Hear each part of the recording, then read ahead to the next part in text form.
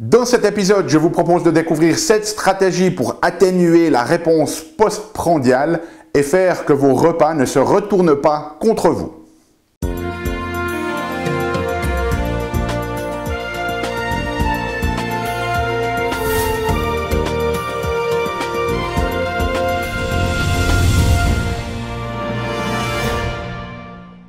Parce que la vie est bien trop magique pour être petite et que nous avons tous besoin d'une prescription pour grandir en conscience et faire que nos rêves dévorent notre vie. Bonjour, je suis le Dr Yannick Pauly, bienvenue à un nouvel épisode d'une grande vie où chaque semaine je partage avec vous des stratégies pratiques pour grandir en conscience. Qu'elles soient d'ordre physique, émotionnel, psychologique ou spirituel, parce que c'est cette conscience qui est au cœur d'une vie pleinement vécue et de notre évolution en tant qu'être humain.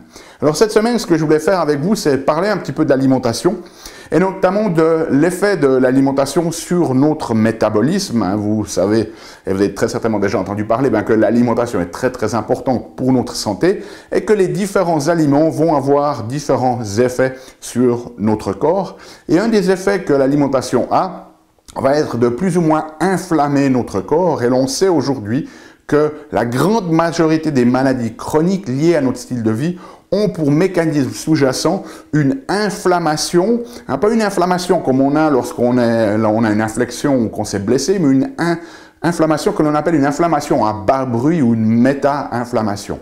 Et cette méta-inflammation, elle est hautement influencée par nos aliments. Donc, la notion ici, c'est que c'est très important de manger, on a besoin de cet apport d'énergie, de cet apport calorique, mais en même temps, à chaque fois qu'on mange, il faut comprendre que le fait de manger est finalement un peu toxique pour notre corps, du moins momentanément. Alors, pour vous donner un petit peu plus de contexte sur notre discussion, avant d'entrer dans ces 7 stratégies, il faut comprendre que notre métabolisme, il peut être dans 3 états métaboliques différents. Le premier état métabolique, c'est ce qu'on appelle l'état postprandial, c'est-à-dire où on vient de manger, et donc il y a un certain nombre de mécanismes métaboliques qui se mettent en place pour digérer, absorber ces aliments. Et dans notre société moderne, où on mange 3 fois par jour, même certaines fois plus avec les snacks entre deux, on est très souvent, des fois plus que 16 heures par jour, dans cet état postprandial, donc cet état après manger. Et la première des choses à comprendre, c'est que dans l'évolution de l'être humain, le fait de manger 3 fois par jour, c'est assez récent. Si on regarde nos ancêtres du Paléolithique, ils mangeaient nettement moins fréquemment que cela. Il y avait même certaines fois des périodes de famine, mais ils ne mangeaient pas régulièrement 3 fois par jour. Et ils mangeaient des fois 1, 2 fois par jour. Des fois, il y a des périodes où ils ne mangeaient qu'une fois par jour. Certains jours, des fois, sans manger peut-être 2-3 jours. Et puis tout d'un coup, sur 2 ou 3 jours, 2 repas par jour. Mais on n'était pas dans cette régularité. Donc notre corps avait le temps de régulièrement se retrouver dans le deuxième état métabolique qu'on appelle l'état post-absorptif ou plus communément connu sous le nom de jeûne. Et si vous nous suivez régulièrement ou que vous êtes intéressé à la santé, vous savez qu'on parle de plus en plus régulièrement de ce jeûne ou jeûne intermittent et des effets bénéfiques pour notre corps et notre esprit du jeûne. Donc c'est important que notre corps puisse aussi régulièrement être dans cet état post-absorptif ou dans cet état de jeûne, parce que c'est là qu'il va effectuer un grand nombre de mécanismes de nettoyage au niveau cellulaire que l'on appelle notamment l'autophagie. Donc c'est important d'être régulièrement dans cet état de jeûne, et malheureusement dans notre société actuelle, on mange tellement régulièrement que c'est de plus en plus difficile pour le corps d'avoir de ces périodes plus ou moins longues de jeûne. Et le troisième état métabolique, c'est la famine. Alors là, c'est un état de jeûne où il n'y a plus suffisamment de calories, où le corps commence d'attaquer ses propres tissus, et ça, ce n'est pas bon à long terme non plus. Alors, dès le moment où on mange un aliment, il y a un certain nombre de choses qui vont se passer que j'ai décrites ici.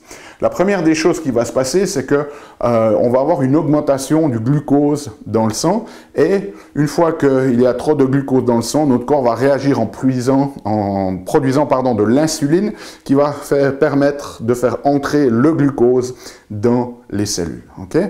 Le glucose, on en a besoin, c'est une source très importante pour produire de l'énergie au niveau du corps, mais une trop grande quantité de glucose dans le sang, c'est néfaste, c'est d'ailleurs ce qu'on appelle le diabète, c'est un des mécanismes du diabète, et donc si on a trop de glucose et ensuite trop de production d'insuline, c'est quelque chose qui est toxique pour nos tissus. Dès le moment où on va manger, il va aussi y avoir une inflammation. Alors, une inflammation, c'est quoi? C'est un mécanisme protecteur par mobilisation du système immunitaire. Alors, on pourrait se poser la question, mais pourquoi est-ce que notre corps mobilise son système immunitaire quand on mange? Bien, la raison, elle est simple, c'est que les aliments qu'on mange, notamment les plantes, elles contiennent leur propre microbiome. La plupart des aliments que l'on consomment, ils ne sont pas neutres, ils ont des bactéries qui leur sont associées. Donc, notre système a développé un mécanisme où à chaque fois qu'on mange, c'est une forme de corps étranger qui entre dans notre corps, et donc on mobilise le système immunitaire pour finalement gérer cette charge supplémentaire de microbes qui viennent par l'alimentation.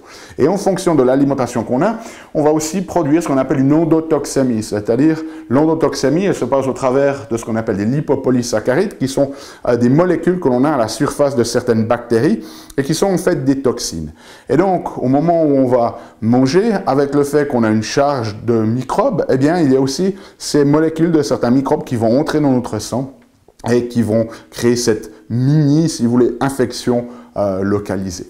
C'est d'autant plus potentialisé si vous mangez des aliments qui peuvent fragiliser votre barrière intestinale, notamment comme le gluten. On sait qu'il y a des études maintenant qui montrent que vous soyez sensible ou intolérant au gluten ou pas, à chaque fois que vous mangez du gluten, ça va affecter ce qu'on appelle les zonulines, qui sont des molécules qui maintiennent l'intégrité de la muqueuse intestinale. Donc le gluten rend notre intestin perméable. Chez certaines personnes, c'est momentané, il se ressoude immédiatement, mais chez d'autres, cette perméabilité se maintient et là, ça devient problématique pour notre santé.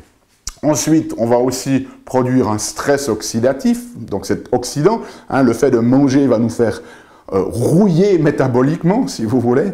Ça va créer une lipidémie, c'est-à-dire une réaction, une augmentation des lipides dans notre sang. Et puis, ça va créer aussi une dysfonction endothéliale, qui est un mécanisme qui est à la base des maladies cardiovasculaires comme l'athérosclérose. Donc, vous voyez que la réponse postprandiale, elle est nécessaire, mais c'est aussi quelque chose de potentiellement toxique pour notre corps. Donc, l'idée pour nous ici, c'est finalement de réduire le nombre de fois où on génère cette réaction postprandiale. Donc, l'idée, c'est pas nécessairement d'avoir besoin de toujours manger 3 fois par jour ou 3 fois même encore avec des snacks. Si vous avez besoin de snacker pour vous sentir bien, c'est que vous avez des problèmes de régulation de vos glycémies.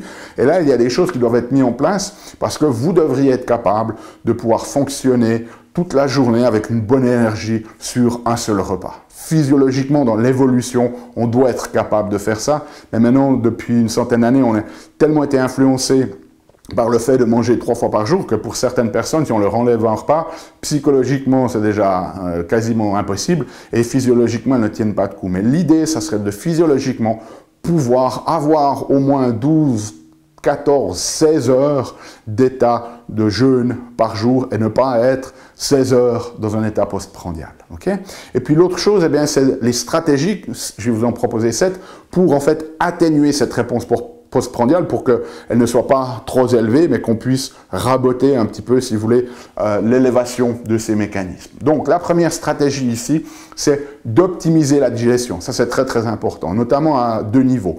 Un, il faut absolument que vous digériez bien les protéines. Si vous ne digérez pas bien les protéines, eh bien, ces protéines, elles sont fabriquées à base d'acides aminés notamment, et puis elles vont en fait entrer dans notre système, et plus une protéine ou un acide aminé ou un groupe d'acides aminés entre dans le système mal digéré, le plus il y a la probabilité que notre système immunitaire l'attaque et donc que nous fassions une réaction de sensibilité à un aliment. Donc, plus vous digérez mal les aliments à base de protéines, plus il y a un risque de faire une réaction de sensibilité. Le deuxième aspect, c'est l'aspect de la vésicule biliaire avec les selles biliaires. Très très important que notre vésicule biliaire puisse produire une bonne bile avec des bons acides biliaires parce que ça a un effet anti-inflammatoire au niveau gastro-intestinal. Donc là, si on a des problèmes avec cette vésicule biliaire, on n'aura pas aussi cet effet anti-inflammatoire des selles biliaires. Deuxième élément, c'est de réduire la charge calorique. Le plus il y a de calories dans un repas, le plus vous allez faire un pic de cette réponse postprandiale. Donc, le plus vous arrivez à réduire la charge calorique d'un repas, le plus ça va vous aider. Troisième stratégie, le plus vous mangez anti-inflammatoire, le moins on va avoir ce pic postprandial. Alors, se dire quoi manger anti-inflammatoire? Eh bien, on ne va pas entrer dans le détail, mais essentiellement, vous avez des aliments qui sont extrêmement pro-inflammatoires, qui créent de l'inflammation. On a là-dedans tous les sucres et les céréales raffinées. Okay? On a toutes les huiles raffinées riches en oméga 6. On a les viandes transformées aussi là-dedans.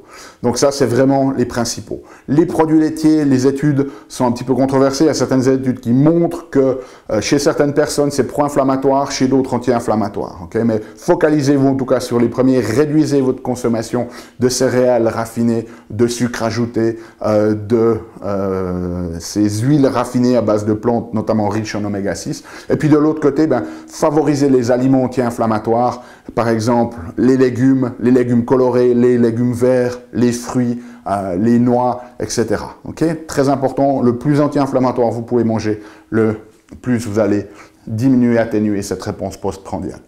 4. Réduire l'index glycémique des aliments. Vous avez très certainement entendu parler que certains aliments produisent plus de production de glucose et d'insuline que d'autres.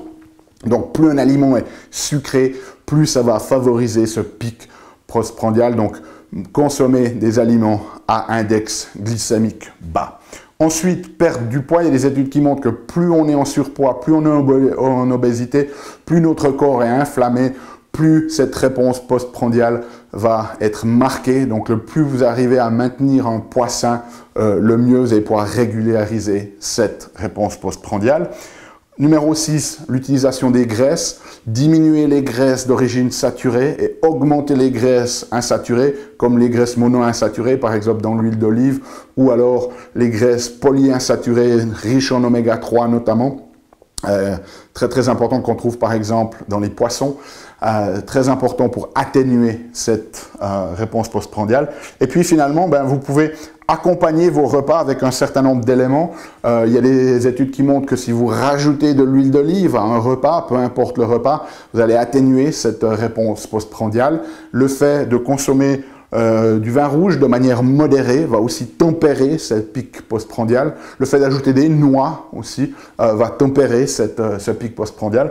Et puis, rajouter des épices antioxydantes. Il y a de nombreuses études qui montrent que le fait d'épicer les repas avec des épices anti-inflammatoires va atténuer cette réponse postprandial. Alors dans les épices, on a par exemple le curcuma, on a l'origan, on a le gingembre, on a le basilic, on a le coriandre. Ça, ce sont des épices et des herbes qui vont avoir un effet anti-inflammatoire et atténuer cette réponse postprandiale. Et ça, c'est très important. Donc, mettez en place cette stratégie pour atténuer cette réponse postprandiale, pour que finalement vos aliments et vos repas puissent bénéficier à votre corps tout en limitant l'aspect toxique de cette réponse postprandiale. Si vous avez des questions, n'hésitez pas à les mettre dans les commentaires. Si vous avez besoin de la transcription de cet épisode, elle est disponible sur notre site unegrandevie.com. Nous, on se retrouve la semaine prochaine pour un nouvel épisode. D'ici là, souvenez-vous, aimez la vie, contribuez chaque jour un petit peu plus et émerveillez-vous.